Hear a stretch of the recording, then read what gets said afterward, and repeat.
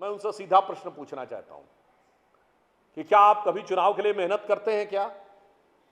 मैं कांग्रेस पार्टी से पूछना चाहता हूं, विगत 10-12 वर्षों में जितनी बार राहुल गांधी ने विदेश यात्रा की है उसके 1/10 भाग भी कार्यकर्ता सम्मेलन किए हैं क्या? हमारे बड़े बड़े वरिष्ठ नेता बूथ लेवल सम्मेलन, शक्ति केंद्र स्तर सम्मेलन, मंडल स्तर के सम्मेलन करते हैं। और हमारे वरिष्ठतम नेता वर्तमान अध्यक्ष श्री नितिन नवीन जी, पूर्व अध्यक्ष आदरणीय जगत प्रकाश नड्डा जी, गृह मंत्री अमित शाह जी, रक्षा मंत्री राजनाथ सिंह जी के स्तर के लोग बूथ लेवल वर्कर सम्मेलन और शक्ति केंद्र सम्मेलनों में जाते हैं। मैं कांग्रेस से पूछना चाहता हूं और आप सब लोगों के माध्यम से, कितनी बार देश ने देखा है कि आप अपने कार्यकर्ताओं का सम्मेलन कर रहे हैं? चुनाव के समय हमारे नेता कहते हैं कि 25 दिन बंगाल में रहेंगे। मैं पूछना चाहता हूं, आप कितने दिन रहे वहां?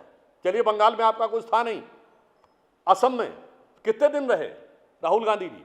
केरल जहां डिफॉल्ट से आ गए वहां आप कितने दिन रहे?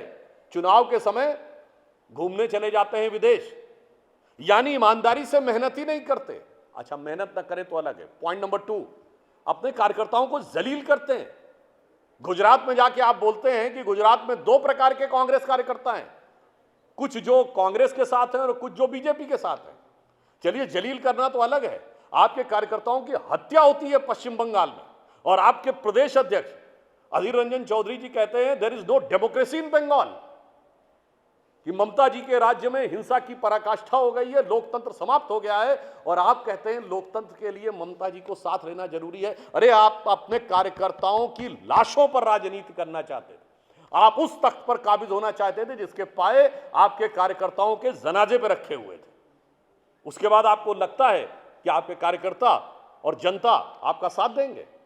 यहां तक कि इंटेलेक्चुअल्स की भी बात है तो बस बाहर जाना, विदेश में जाकर और चंद भारत विरोधी इंटेलेक्चुअल से मिलना और भारत में आके आज कांग्रेस पार्टी इस बौद्धिक दिवालियापन पे आ गई है कि उसके पास अपने बौद्धिक विचारक तक नहीं रह गए।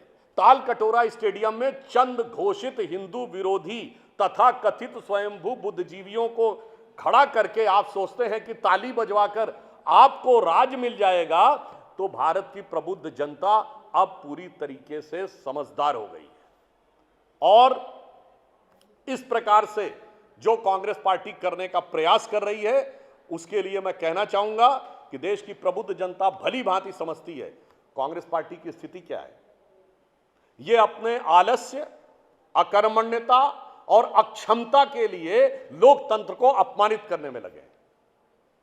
इनकी स्थिति वो है जो आप लोगों ने सुना होगा कि एक आलसी व्यक्ति पेड़ के नीचे लेट जाए, आम के पेड़ के नीचे, आम का सीजन चल रहा है, और मुंह खोल के लेटा रहे और कहे मेरे मुंह में अपने आप आम गिरना चाहिए।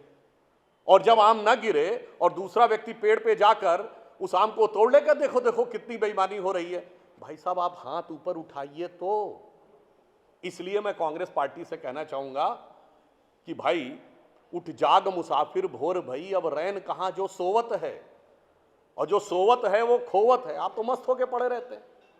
आप तो उस परीक्षार्थी की तरह हैं जो परीक्षा में मेहनत करता नहीं है, परीक्षा के समय में सैर सपाटा करता है, इम्तिहान में कॉपी ढंग से भरता नहीं है और फेल होने के बाद हल्ला मचाता है।